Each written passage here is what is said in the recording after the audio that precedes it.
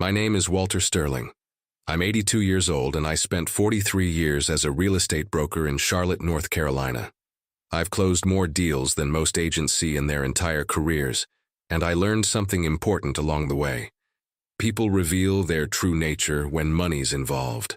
After my wife Margaret passed away 2 years ago, I started living alone in our suburban home.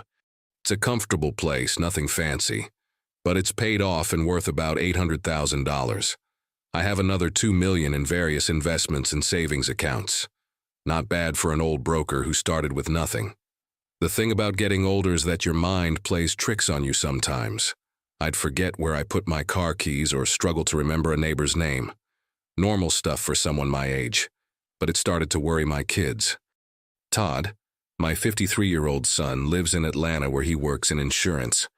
Lisa, my daughter, is 50 and teaches high school in Richmond, Virginia. After Margaret died, they started calling more often.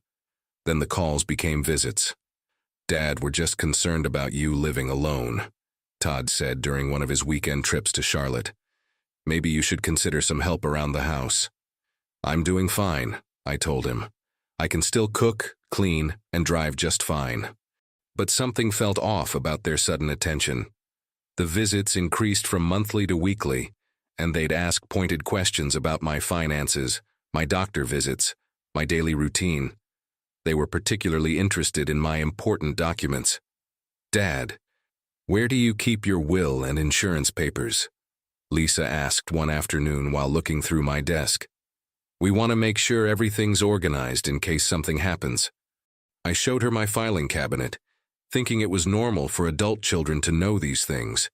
But their questions kept getting more specific. How much was the house worth? What bank did I use? Did I have any debts? That's when I started getting suspicious. 43 years in real estate teaches you to read people, and my kids were acting like buyers who'd already decided to make an offer. So I did what any smart businessman would do. I started paying closer attention and keeping notes. If you enjoy stories of cold-blooded revenge and gripping plot twists, like this video, and subscribe to the channel now. There are brand new, unreleased stories here every day, each one more intense than the last. 6 months after Margaret's funeral, Todd and Lisa presented me with what they called a solution. They'd found a premier geriatric assessment facility in Asheville, about 2 hours from Charlotte. "It's not a nursing home, Dad," Lisa explained. "It's more like a medical spa. They'll evaluate your overall health and cognitive function. Insurance covers most of it, and you'll only be there for 2 weeks." Todd nodded enthusiastically. "Think of it as a tune-up for your brain and body. The doctors there specialize in helping seniors maintain their independence." The way they presented it made sense. I was having those memory lapses, and maybe a professional evaluation would give me peace of mind. But something about their eagerness bothered me. "Let me think about it," I said. "Dad, we've already made the reservation," Lisa said quickly. "The waiting list is months long, but they had a cancellation for next week." That was my first red flag. Nobody makes medical reservations for someone else without asking first. "All right," I said carefully, "if you think it's best." They were thrilled. Too thrilled. They handled all the paperwork, scheduled everything, and even offered to pack my bags. All I had to do was show up. But I wasn't going anywhere without taking some precautions first. The week before I was supposed to go to Asheville, I made some quiet preparations. First, I bought a small digital recording device from Best Buy, the kind journalists use for interviews. North Carolina is a one-party consent state, which means I could legally record any conversation I was part of. I also called my longtime attorney, James Peterson, without mentioning anything to Todd or Lisa. "Jim, I need to ask you something confidentially," I said. "Has anyone from my family contacted you about my legal documents recently?" There was a pause. "Walter, I can't discuss specific conversations, but I will say this. If you have concerns about your estate planning, we should meet soon." "That tells me everything I need to know," I said. "Don't schedule anything yet, but be ready for my call." The facility in Asheville was nice enough. Clean rooms, friendly staff, decent food. The first few days involved standard medical tests, blood work, and basic cognitive assessments. Nothing seemed unusual. But on the third day, I was walking back from the cafeteria when I heard Todd's voice coming from the administrator's office. The door was slightly open. "How long does the competency evaluation usually take?" he was asking. "Well, Mr. Sterling, these cases vary," a woman replied. "But given what you've described about your father's condition, Dr. Brennan usually has his assessment completed within a week." "Good. Our attorney says once we have the medical documentation, the guardianship petition should move quickly." Guardianship petition. Those words hit me like ice water. I quietly backed away and returned to my room, my mind racing. The memory lapses, the sudden concern, the convenient facility recommendation. It was all part of a plan. My own children were trying to have me declared mentally incompetent so they could control my money. That evening, I called James Peterson from the phone in my room. "Jim, I need you to listen carefully," I said. "I'm at a medical facility in Asheville, and I believe my children are trying to have me declared incompetent. I need to know exactly what legal documents they might be able to access or change." "Walter, that's a serious accusation. What makes you think?" "I overheard Todd talking about a guardianship petition. They've been asking about my assets for months. I need to protect myself, and I need to do it now." James was quiet for a moment. "If someone gets legal guardianship, they could potentially control all your financial decisions, including changing beneficiaries on accounts and even selling property. But Walter, they'd need medical evidence of incompetence." "They're getting that evidence manufactured right here," I said. The next day, I had my scheduled meeting with Dr. Brennan. He was a thin man in his 50s who barely looked up from his computer screen during our conversation. "Mr. Sterling, I've reviewed your preliminary test results," he said. "There are some concerning indicators of cognitive decline. Nothing severe yet, but enough that your family might want to consider taking a more active role in your care." "What specific indicators?" I asked. "Memory retention issues, some confusion about dates and times, difficulty with problem-solving tasks." I stared at him. The day before, I'd solved a complex mathematical problem he'd given me and recited my complete work history with dates and addresses. Either he was looking at someone else's file, or he was lying. "Doctor, who's paying for my stay here beyond what insurance covers? Your family arranged for additional coverage to ensure you receive the most comprehensive evaluation possible. Additional coverage. In other words, they were paying him for the diagnosis they wanted." That afternoon, I made another call to James Peterson with specific instructions. "Jim, I need you to drive up here tomorrow. Don't tell anyone you're coming. And bring my original will. We're going to need to make some changes before it's too late."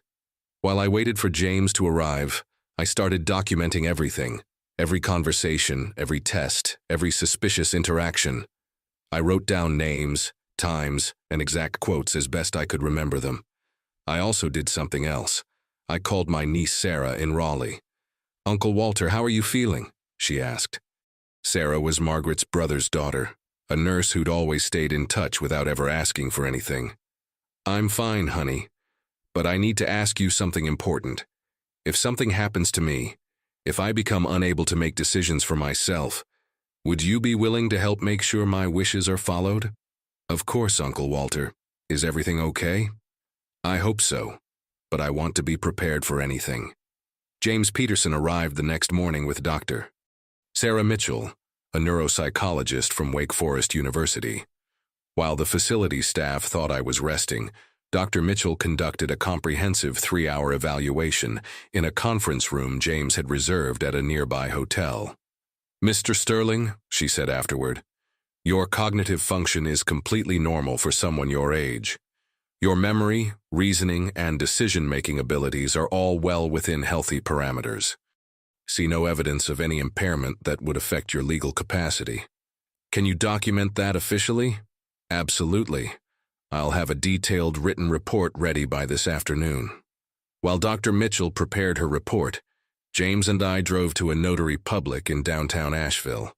I had him draft a codicil to my existing will, a legal amendment that would completely change how my estate would be distributed. Instead of leaving everything to Todd and Lisa as my original will specified, I redirected the majority of my assets to Sarah. She'd earned it through years of genuine care and attention, never asking for anything in return. But I didn't stop there. James helped me establish an irrevocable trust and immediately transferred $1.8 million into it, with Sarah as the beneficiary. Once that money went into the trust, no court order could touch it, even if Todd and Lisa somehow succeeded in their scheme. "Walter, this is a major decision," James said as we signed the documents. "Are you certain about this?" "I've never been more certain of anything in my life." Meanwhile, back in Charlotte, Todd and Lisa were busy with their own plans. I learned later that they'd already filed a petition for guardianship in Mecklenburg County Court, claiming I was mentally incompetent and needed supervision.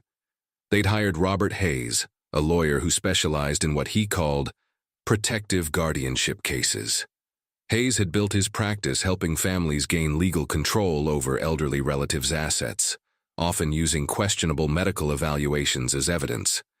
But here's what they didn't know.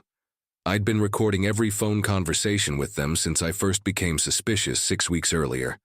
Every call where they discussed my condition, every conversation about my assets, every planning session for what they thought would be their inheritance.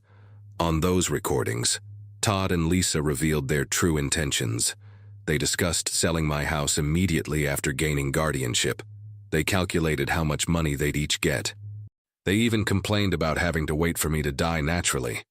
"Once we have power of attorney, we can liquidate everything," Todd's voice said on one recording. "The house, his investments, everything. We'll put him in the cheapest nursing home we can find and split the rest." When I returned to Charlotte after my stay at the facility, I went straight to James Peterson's office with all my evidence. The recordings, Dr. Mitchell's cognitive evaluation, my detailed notes about the suspicious interactions at the facility, and documentation of the asset protection measures we'd taken. "Walter, they've scheduled a competency hearing for 3 weeks from now," James said, reviewing the court filings. "They're claiming you're a danger to yourself due to severe dementia and cognitive decline." "Perfect," I said. "Let them make their case. I've got everything I need to destroy it." James looked at me with something like admiration. "You know, in 30 years of practicing law, I've never seen someone prepare for a legal battle this thoroughly. 43 years in real estate taught me something valuable, Jim. Always have your documentation ready and never trust anyone who benefits from your signature." 2 weeks before the hearing, we filed our countermove. James submitted a motion requesting that all of my assets be frozen, pending a full investigation into attempted financial exploitation and elder abuse. We included Dr. Mitchell's evaluation, excerpts from the recorded conversations, and a request for an independent guardian ad litem to review the case. The guardian ad litem appointed by the court was Judge Patricia Williams, recently retired from the North Carolina Court of Appeals. She had a reputation for being thorough and absolutely intolerant of elder abuse cases. Judge Williams spent a week reviewing everything: the medical records, the recordings, the timeline of events, and the documentation showing how Todd and Lisa had tried to manipulate the system. "This appears to be a textbook case of financial exploitation disguised as family concern," she wrote in her preliminary report to the court. "The alleged incompetent person has demonstrated superior planning and cognitive function, while the petitioners have demonstrated clear intent to defraud." When Todd and Lisa received copies of Judge Williams's report, they panicked. They hired a second attorney and demanded their own independent medical evaluation of my mental state. "Fine by me," I told James. "I'll take any test they want. My mind is sharper now than it's been in years." The competency hearing was scheduled for a Thursday morning in December. Todd and Lisa arrived at the Mecklenburg County Courthouse with their attorney, Robert Hayes, looking confident. They had no idea what was waiting for them. Judge Martha Collins presided over the case. She was known throughout Charlotte's legal community for being thorough and having zero tolerance for elder abuse. James Peterson had specifically requested assignment to her court. "Your Honor," Hayes began, "we're here because Walter Sterling is clearly suffering from progressive dementia and poses a danger to himself and his assets. The medical evaluation from the Asheville Geriatric Assessment Center confirmed significant cognitive decline requiring immediate family intervention. Judge Collins looked at the thick file in front of her. Mr. Hayes, I also have a comprehensive neuropsychological evaluation from Dr. Sarah Mitchell at Wake Forest University that directly contradicts your medical claims. Additionally, I have a preliminary report from Guardian ad litem Judge Patricia Williams raising serious questions about your client's motivations. Which evidence would you prefer to address first? Hayes looked stunned. He clearly hadn't expected any opposition evidence, let alone this level of preparation. James Peterson stood up. Your Honor, we'd like to present evidence that this guardianship petition is fraudulent and represents a deliberate conspiracy to steal Mr. Sterling's estate through manufactured medical evidence. For the next hour, we systematically destroyed their case. First came Dr. Mitchell's evaluation, which definitively established my mental competency. Then came the recordings. The most damaging was a phone conversation between Todd and Lisa from 2 weeks before the hearing. Once the court declares him incompetent, we'll have complete control. Todd's voice played clearly through the courtroom speakers. We can sell the house, liquidate his accounts, and split everything 50-50. What about that nurse cousin of his, Sarah? Lisa responded. Doesn't she get something in his original will? Maybe 10,000. The rest comes to us. Dad's confused and won't remember what he had anyway. We should move fast once we get guardianship. Get everything converted to cash before anyone can interfere. Judge Collins stopped the recording. The courtroom was dead silent. Mr. Hayes, would your clients care to explain this conversation? Todd and Lisa sat frozen. Their attorney shuffled through his papers, clearly unprepared for this level of evidence against his clients. But we weren't finished. James presented the documentation showing their attempts to access my financial information without authorization, evidence of the payment arrangements with Dr. Brennan at the Asheville facility, and most importantly, proof that I had already taken legal steps to protect my assets while fully competent. Your Honor, James said, Mr. Sterling executed a legal codicil to his will and established an irrevocable trust while his mental capacity was independently verified. The original petitioners attempted to have him declared incompetent specifically to prevent him from making these protective changes to his estate plan. Judge Collins reviewed all the documents, listening to additional excerpts from the recorded conversations. When she looked up, her expression was stern. I find absolutely no credible evidence that Walter Sterling lacks mental capacity.